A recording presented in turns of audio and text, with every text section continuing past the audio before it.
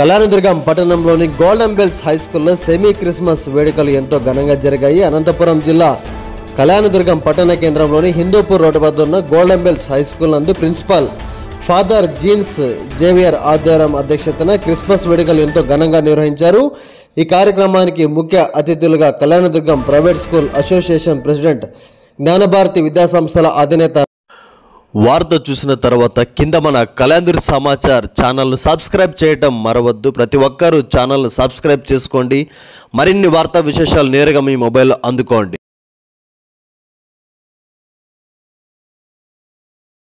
Ramesh Babu, TDP నాయకులు DK Ramanji, Chaitanya Vidyaniketan correspondent Kothapalli Babu, Ratnakar Balavihar, Sivalinga Reddy, Jyothirmaya degree and junior కళాశాల correspondent Ramu, Emmanuel school Donathimma, Vani school Ramakrishna, Gajula Hanumanthaiah school Maruthi తదితరుల private పాఠశాలల కరస్పాండెంట్లు పాల్గొన్నారు.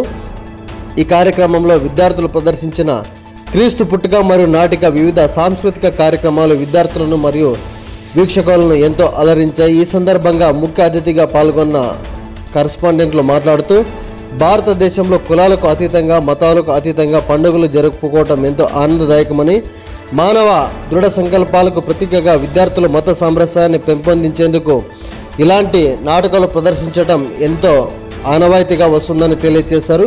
ఈ కార్యక్రమంలో పాఠశాల అడ్మినిస్ట్రేటర్ ఫాదర్ మోరిస్, అధ్యాపక బృందం, తల్లిదండ్రులు, విద్యార్థులు పాల్గొన్నారు.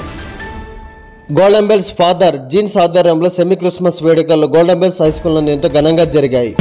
సంక్రాంతి కావచ్చు, ఉగాది కావచ్చు, లేదా